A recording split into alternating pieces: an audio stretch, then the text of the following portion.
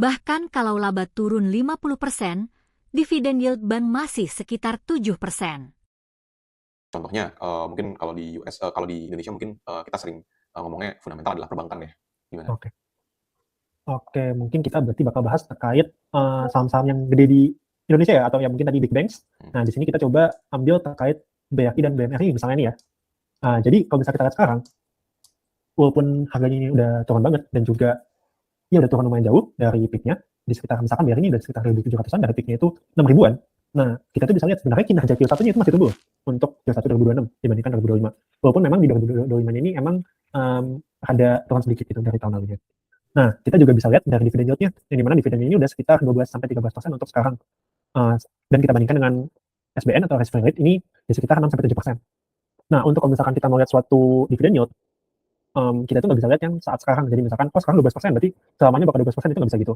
Jadi kita tuh harus lihat kira-kira dividen tahun-tahun ke depannya itu gimana. Itu bisa dilihat dari kinerja laba bersihnya, habis itu harganya juga, dan juga ada payout ratio-nya.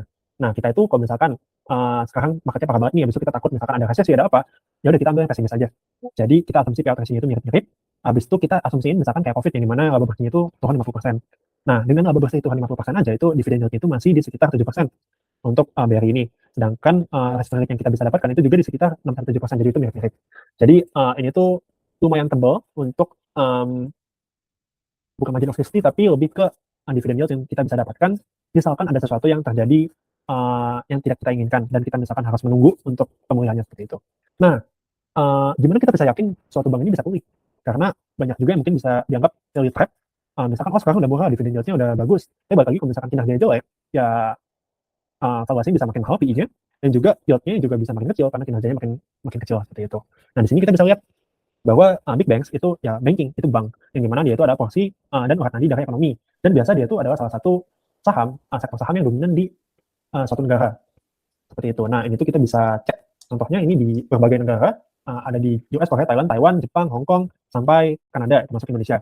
Nah, di sini kita tuh bisa cek bahwa kebanyakan itu ada di top 10. Kalau misalkan kita lihat di Indonesia, Singapura, Malaysia, kan ada nomor 1 saham market cap-nya itu dari banking. Sedangkan banyak juga di yang nomor 2, 3, dan 4, dan juga top 15 seperti itu.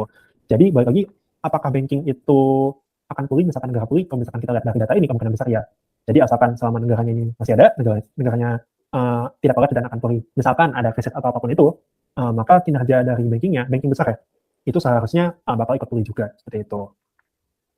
Oke, jadi cukup jelas ya teman-teman untuk bagian banking dari sekarang aja itu dividen yield-nya udah cukup tinggi gitu. Kalau misal kita ambil pesimisnya juga, itu juga masih mirip-mirip lah ya dengan risk free rate yang ada di SBN gitu.